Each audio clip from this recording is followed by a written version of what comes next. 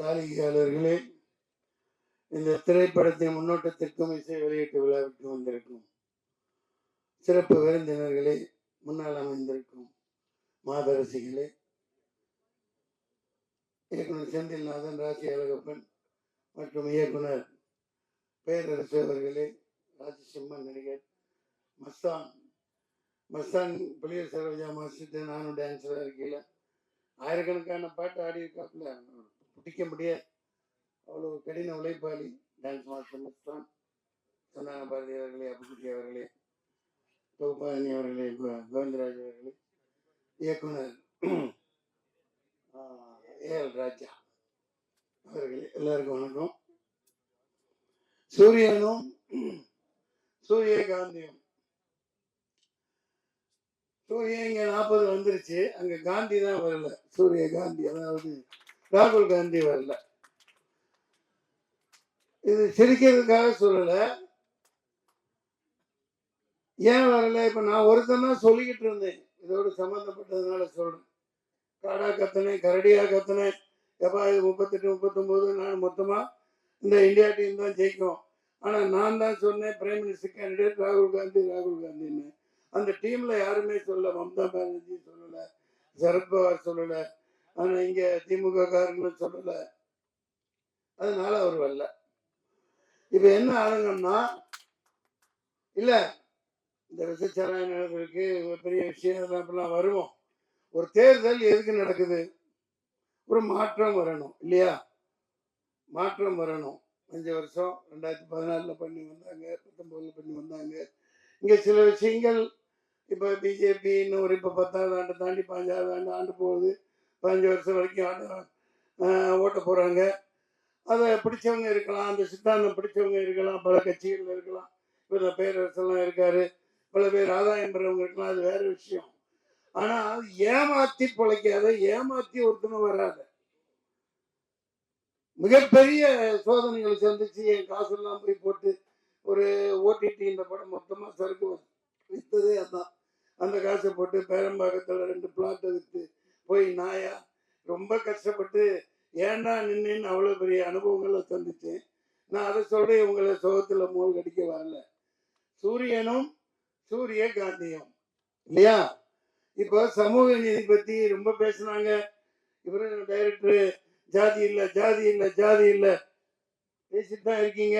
அது இல்லாம அதாவது இந்த சமூக நீதி வாங்கணும், இந்த இடஒதுக்கீடு எல்லாம் ஆயிரக்கணக்கான ஆண்டுகளாக மறுக்கப்பட்டதுக்கு அங்க ஜாதி அந்த இதுக்காக தேவைப்படுது. பேரரசு அவர்கள் சந்துருவை பத்தி நீ வாத்தியார் அவர் எந்த கோணத்துல எதுக்காக சொல்லியிருக்காருன்னு புரிஞ்சுட்டு பேசுங்க. சந்துருங்கிறவர் ஒரு மாபெரும் மனிதன், ஒரு சமூக நீதி போராளி. அவரை வச்சுதான் ஜெய் பீம்னு படமும் எடுத்தாங்க. அதை முதல்ல புரிஞ்சுக்கங்க. ஜாதி கூடாதுன்னு சொல்லிட்டு போனீங்கல்ல, எல்லாம் சொல்றாங்கல்ல. நிர்மலா சீதாராமனை ஏன் அங்க போட்டு வச்சிருக்கீங்க? நிர்மலா ஏன் நம்ம பொன் ராதாகிருஷ்ணனை போடுங்க. நம்ம தோத்து போனாங்களே கவர்னர் தமிழிசை சவுந்தரராஜனை போடுங்க. எந்த ஜாதிக்காரங்களே அங்க உட்கார்ந்துட்டு இருக்கீங்க? ஒரு ஓட்டு வாங்காம, ஒரு மக்களை சந்திக்காம, மக்களை முட்டாளாக்கிட்டு, மக்களை எல்லாம் அடிமாடா நடத்திக்கிட்டு அங்க ஜெய்சங்கர்னு ஒருத்தரை உட்கார வச்சிங்களே, எந்த தேர்தல் கேட்டா காங்கிரஸ் தின்னுச்சு, நானும் திங்கிறேன்பாங்க. நான் இது ஒண்ணு வெளிப்படையா தான் சொல்லுவேன். நடப்பு வேற, அது வேற. மக்களை அந்த தேர்தல் என்ன மயிருக்கு நடந்துச்சு, மாதரசியல் மன்னிக்க என்ன மயிருக்கு நடந்துச்சு? உனக்கு நீ அங்க உன் பருப்பை வேக வச்சுக்க, நான் இங்க என் பருப்பை வேக வச்சுக்கிறேன். எல்லாம் டீலிங்.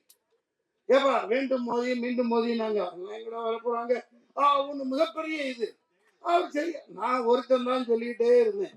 இப்ப எல்லாம் மாஸ்டர் சொல்றாப்புல, வேலைன்னு வந்துட்டா வெள்ளைக்காரன் நீங்க எடுத்து போயிட்டாரா? வெள்ளைக்காரன் போய் சொல்ல மாட்டான். இப்ப எலான் மாஸ்க் சொல்றாப்லையா? Elon Musk சொல்றாப்லையா?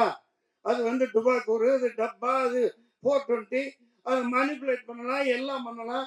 நான் 6 வருஷத்துக்கு முன்னாடி போராடினேன். சுப்ரீம் கோர்ட்டுக்கு பார்ட்டி இன்பர்சன் ரெடி பண்ணி எடுத்துட்டு போய் இந்த ஓட்டு மிஷினையும் கையில கொடுங்க. ஒரு ஸ்க்ரூ டிரைவரும் ரிச்சி சீட்ல இருந்து ஒரு ஆளை கூப்பிட்டுக்கிட்டேன். ஒரு சால்டரிங் மிஷினும் ஒரு ஸ்க்ரூ டிரைவரும் கொடு, நான் குட்டி போட்டு காட்டுறேன். நீ இல்லாட்டி நான் என்ன தண்டனை கொடுக்குறீங்களோன்னு 2 நிமிஷம் கேட்டார் நீதிபதி. டிஸ்மிஷன் துரத்தி விட்டார். நீ அப்புறம் தான் சொன்னா என்னப்பா பேசவே விடலைன்னு அங்க சொன்னாங்க எல்லாம், எப்பா நீ தான் இந்த கோர்ட்ல அதிக நேரம் பேசியிருக்க அப்படின்னு என்ன எழுதிட்டு போனேன். இல்லைங்க, இப்ப இவ்வளவு கஷ்டப்பட்டு இவ்வளவு படம் எடுக்கிறோம், இவ்வளவு செலவழிச்சு எவ்வளவு போராடுறோம். எங்கப்பா சவுந்தர் போயிட்டாரா? இருக்க மாட்டாரு பஞ்சாயத்து இல்ல. இப்போ எல்லாமே ஒரு பிடிச்சி வச்ச ஒரு, அது என்ன பிடிச்சி வச்ச பிள்ளையாரா, அது பிள்ளையாருன்னு சொல்லக்கூடாதுப்பா, மந்திரிச்சு விட்ட கோழி மாதிரி. இந்த படம் 100 கோடி 500 கோடி குறைஞ்சது 60 கோடி இப்படி எல்லாம் எடுக்கிறாங்க. 70 80 வயசுக்காரங்க ஹீரோவா நடிக்கிறாங்க. அதுக்குன்னு சில சேனல் இருக்கு, அதுக்குன்னு அந்த டாப்ல இருக்கிற கம்பெனிகள் இருக்கு. அவங்கனால இவங்களுக்கு, இவங்கனால அவங்களுக்கு. ஆனா மக்கள் காசெல்லாம் எல்லாம் கவலைகரம் பண்ணி அரோகரா. பாவம் ரஜினி சாருக்கு இப்ப எனக்கு ஒன்றும் இதெல்லாம் இல்லை, அவர் இல்லாம பேச முடியாது. 70 80 வயசு அவருக்கு பாருங்க, ஹீரோனி கிடைக்கிறது எவ்வளவு கஷ்டம் பாருங்க, ரொம்ப கஷ்டம். ஏன்னா இன்னொருத்தன் பொண்டாட்டியா இருக்கணும், தப்பா இல்லை நடிகையா சொல்றேன்.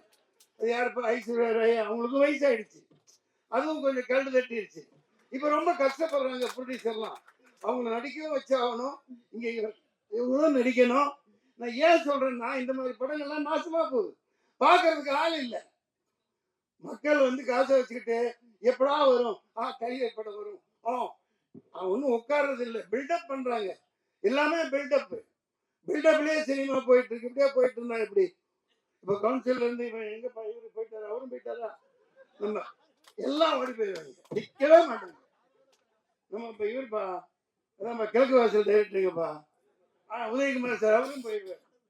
அதாவது ஒரு லிங்க் உள்ளவங்க திராவிடம் அது இது என்னென்னமோ பேசுறீங்க, அதெல்லாம் சமூக நீதி எங்க இருக்கு? முதல்ல பெரியார சொல்றீங்க, அவர் அளவுக்கு ஒரு என்னத்தை சொல்றது? இப்ப ஆண்டுகிட்டு இருக்க கட்சி பெரியார் அண்ணா சொல்லு, அங்கங்க கட்டணம் கட்டுறாங்க, 40% கமிஷனை வாங்கிக்கிறாங்க, செலவு வைக்கிறாங்க, என்னென்னமோ கட்டுறாங்க. பெரியார் சொல்றபடி அவரோட கூற்றுப்படி நீங்க வாழ்றீங்களா? அவர் எவ்வளவு எளிமையா இருந்தார், தண்ணி கொடுப்பார். பெரியார் எவ்வளவு எளிமையா வாழ்ந்தார், அந்த மாதிரி நீங்க வாழ்றீங்களா? 10 லட்சம் கோடி 20 லட்சம் கோடி சொத்தை சேர்த்துக்கிட்டு அந்த அண்டர்ஸ்டாண்டிங் தான். இப்போ தேர்தல் இது மனமாற்றம் பண்றான், அந்த மிஷின் நடக்காது, அழகா 100 270 குத்தி வச்சுட்டு கேட்பாங்க சில பேர் முட்டாள்தனமா, குடிக்கலப்பா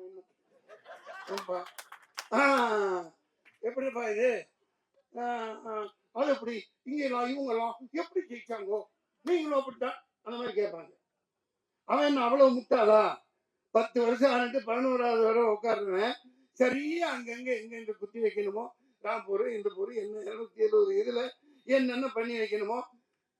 விளையாட்டு இல்ல, 6.5 லட்சம் மிஷின் ரிப்பேரா போயிருக்கு, அதான் ரிப்பேர் பண்ணியிருக்கான். இது எங்கேயாவது நீங்க போட்டீங்களா? நீங்க பதில் சொல்லுங்க. 6.5 லட்சம் எப்பா, நீ ஆர்டர் கொடுத்து வாங்குறீங்க, ஒரு மிஷின் ரிப்பேர் ஆனா பரவாயில்ல, 6.5 லட்சம் மிஷின் எப்படி ரிப்பேர் ஆகும்?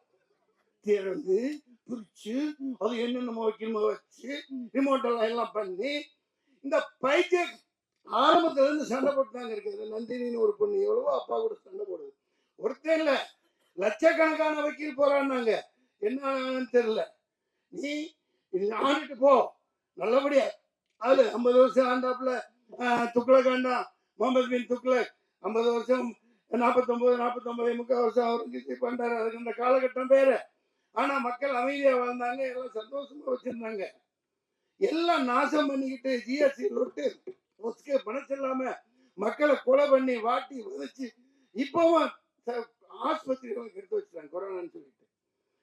பிரச்சனைகளை பேசணுமா இல்லையா? குழந்தை பிறகு எல்லா இடம் சிட்டியில நீங்க பாருங்க, கொரோனாக்கு அப்புறம் எல்லா ஆஸ்பத்திரியுமே இன்னைக்கு பேசுவாங்க. ஆனா சிசேரியன் இல்லாம 100க்கு 99% சிசேரியன் வைக்கிறான். அவங்களுக்கு தேவை காசு. அதுக்கப்புறம் கொண்டு இன்குபேட்டர் வைக்கிறது, அங்க வைக்கிறது, நிமோனியா, ஜாண்டிஸ். இது கொஞ்சம் வருஷத்துக்கு முன்னாடி எல்லாம் அப்படி இல்லையே.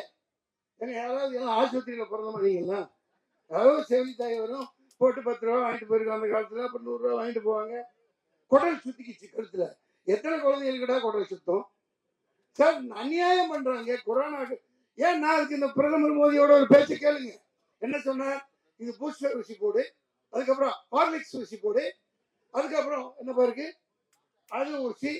கடைசியில பார்த்தா ஒப்பந்தம் என்னன்னு 5,000 கோடி 10,000 கோடி எவ்வளோ இந்த தேர்தல் பத்திர டொனேஷனுக்கு அந்த கம்பெனிக்காரன் கொடுத்துருக்கான்.